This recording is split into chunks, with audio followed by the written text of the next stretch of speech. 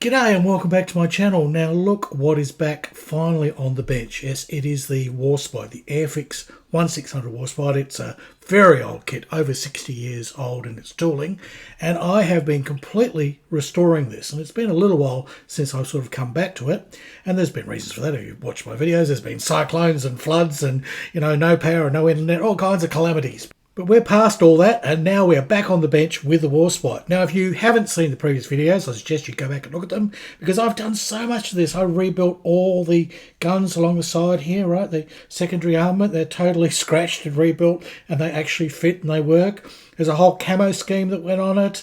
I rebuilt all the turrets, and there's a whole lot of scratch on those, plus metal barrels. It's got a wooden deck. There's camo up on the superstructure. Now I made scratch cranes out of wire. There's so many little things that I fixed on this, and they're all in the previous videos. One thing I have not addressed are these ship's boats. Right, they're pretty ordinary. These are the original ones as supplied by Airfix, and they are blobby. They are devoid of any detail. We can do a lot better. Look at this. What do you think of that? What do you think of that? Those ship boats are more to scale, and look at the detail on them. And I've painted up everything else as well. I have done a lot of work on the Warspite since the last video, and in this video I'm going to show you all about these wonderful little boats. They are fantastic, and how I've added all the extra details and painted up all the turrets. And look, there's just so much to show you. We better get on with it. Roll the music.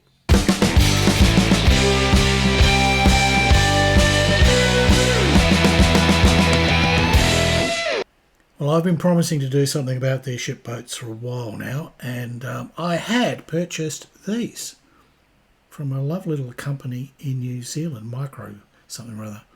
Micro Aces, Micro something, Micro Ships, I don't know. They do all, not just ships, they do all kinds of really terrific little 3D printed stuff. And it's different 3D printing to what I do. This is resin and very high detail, whereas I'm using filament and I can only get my details down to about 0.2, sometimes 0.1 of a millimetre. So these are much, much more refined than that. So these are going to look a lot better than those.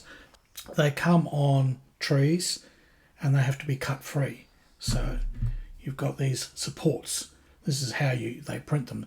They print things usually at 45 degrees because the detail comes out a lot better, because they're still layering in this, but it's done through a sort of a photo flash rather than a laying down like a beeling on turd. Like a filament printing, it's just squeezing out a turd, squeezing out another turd, and layer upon layer. Yeah, that filament. So you basically free them by cutting away the supports, and this doesn't hurt them. Always cut away much more supports than you need.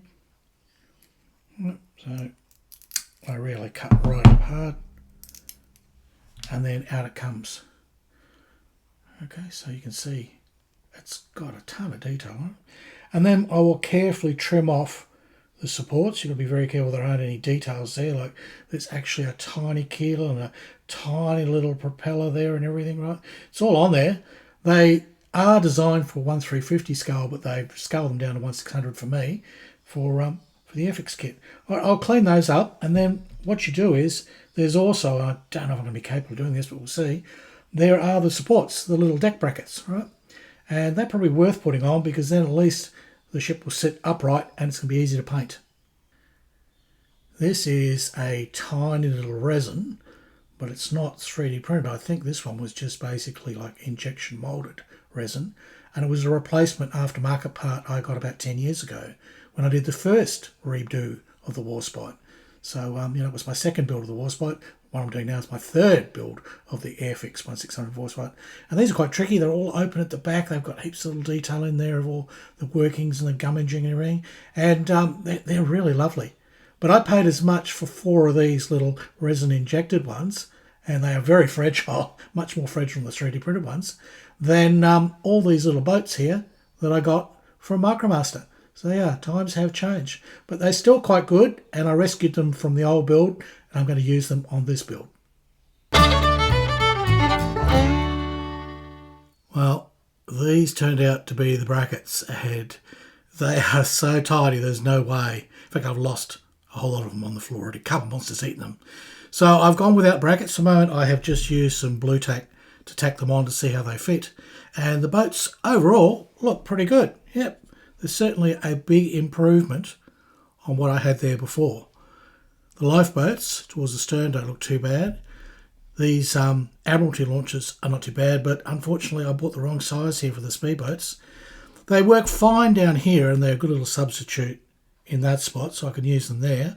And they'll sort of work there, but they need to be bigger. So I have actually gone and ordered some very long whalers, which will be the same, they're 36 footers, same as these Admiralty launchers. They'll go in there and they'll look more the part because it sort of looks a bit sparse at the moment. And those will remain. I'll keep the bigger one of the little lifeboats for this section, and I've ordered some slightly longer ones, so that'll go up in scale a bit, which will look a bit better.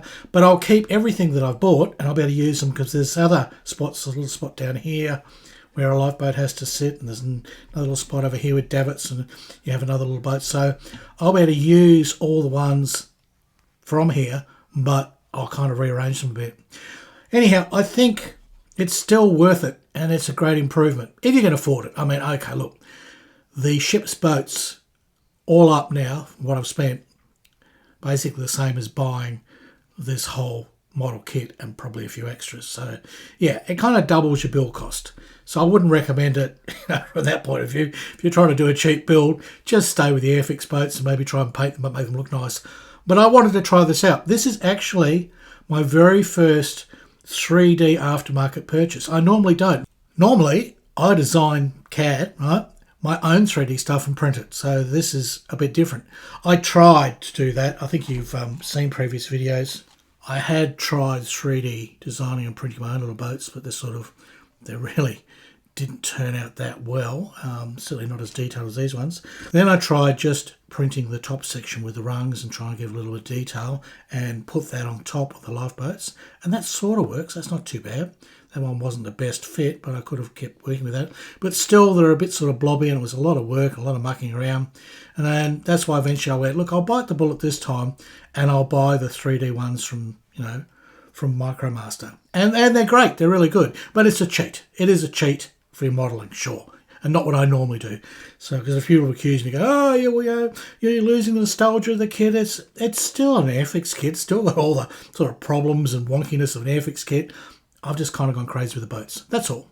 But anyhow, I will paint some of these up so we can see how they look, but I'm going to change them and add more in the weeks to come.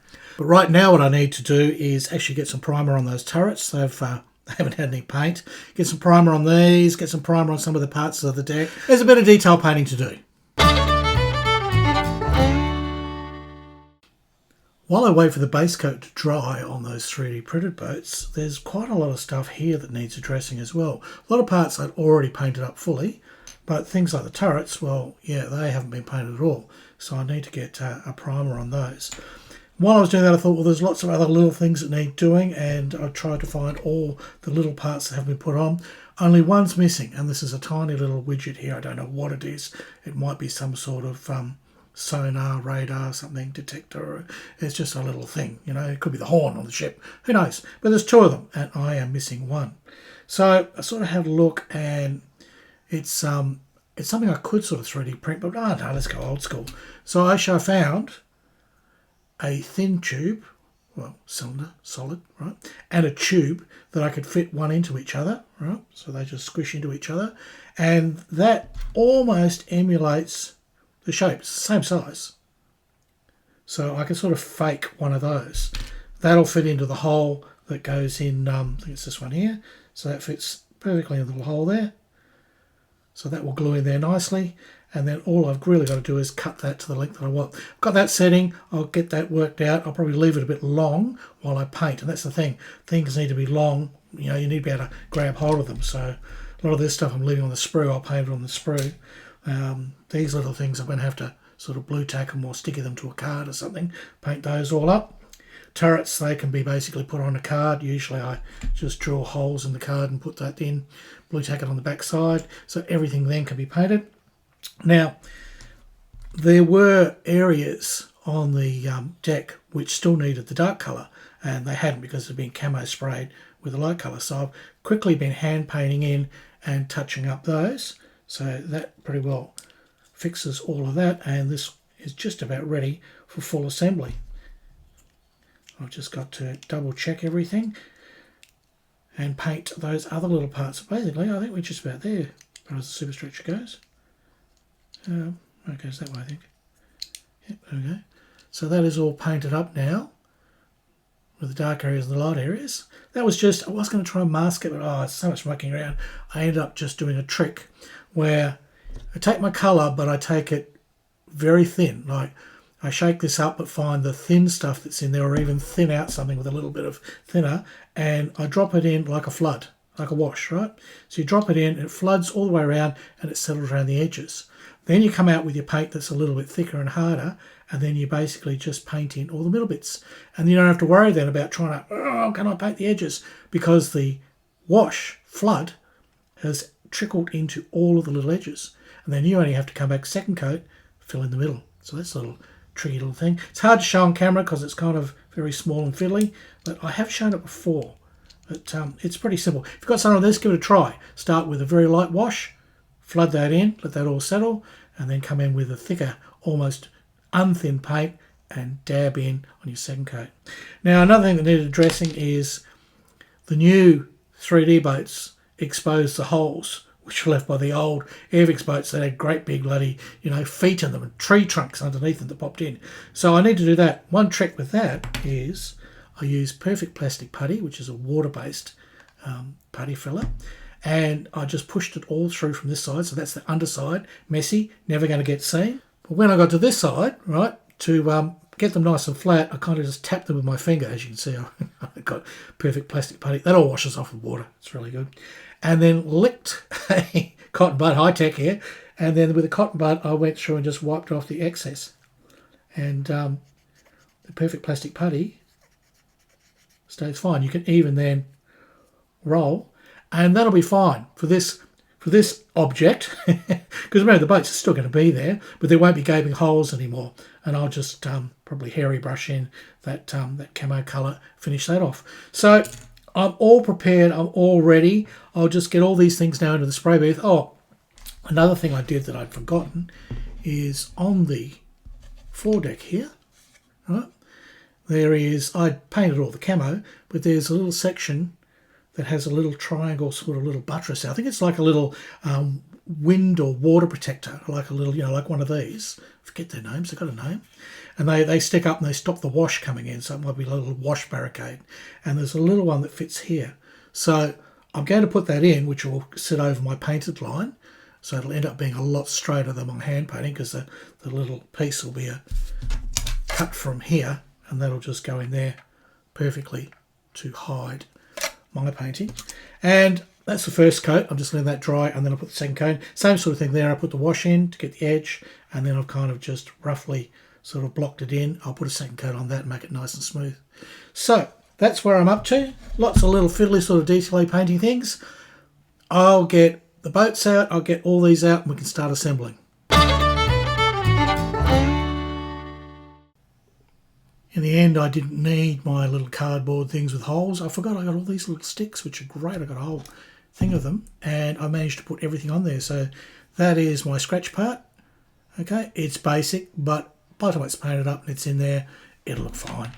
And there's the usual Airfix sinkhole problem that I didn't realise I started pegging these things. I went, oh dear. So a little bit of Perfect Plastic Putty. You try and say that with your mouthful. And in fact, that one might need a touch up. And pretty well those holes are gone. Easy as that.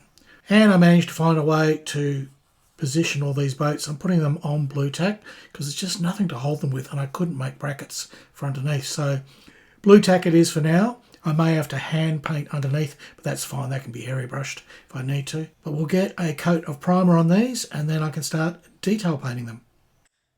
Well, I managed to get everything on sticks and paint them, which was a lot easier than doing the old cardboard trick. But look, these are, bumping everything, these are the turrets that I upgraded. I added all the extra features from leftover photo etch and scratching the little range finders and everything. And now that they've got a lick of paint on them, especially with those metal barrels, I think they look mighty. They really look so much better than the original Airfix parts, even though that turret part, the main body part, still is the Airfix part. All I've done is add a little bit of photo etch and the rings to, for basically for the little AA guns to sit in, and added the rangefinders and metal barrels. That's it. That's all it took to make it look so much better. Now, what I need to do is get all these off here and get them on the model. So, let's assemble all this and see what it looks like.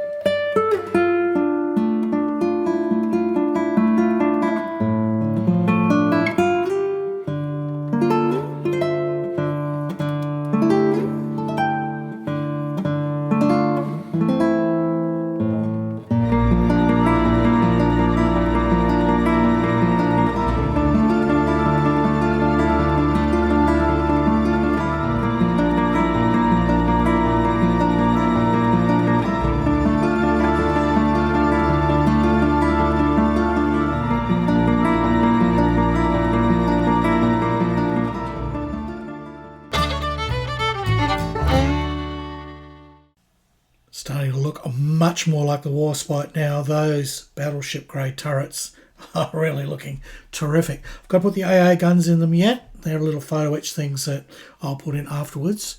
And these boats are in, but they're not the permanent boats. No, when I get the larger whalers, then I'll paint those up, and I'll also show you how I'm going to do the wood effects, because I thought of doing wood effects on those tiny little ones.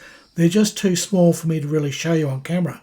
So that'll be next time. I'll do the whalers and the wood effects on those, and I'll finish off and I'll put all the cradles on these because they're only blue tacked in. Don't tell anybody, just our secret.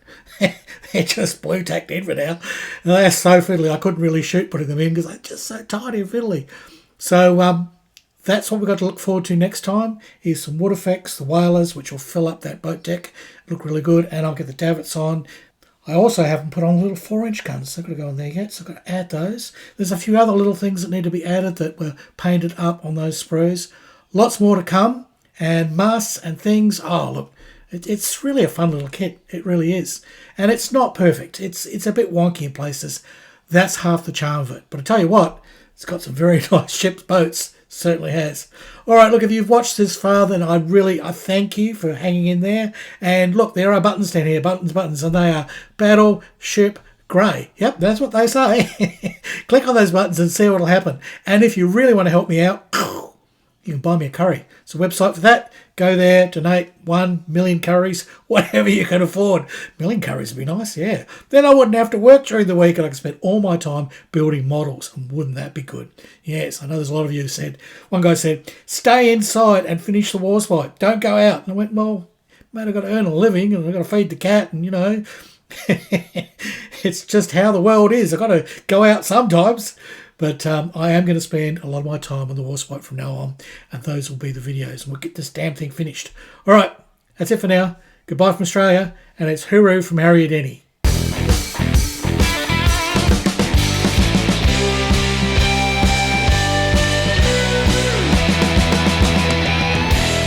Yes, Bask, yes. Yes, I know. No, it's looking really good and everything. Oh, you found something on the floor and you're munching on it. No, I better rescue this part off Bask. She seems to think she wants to eat one of my little parts. All right, see you next time.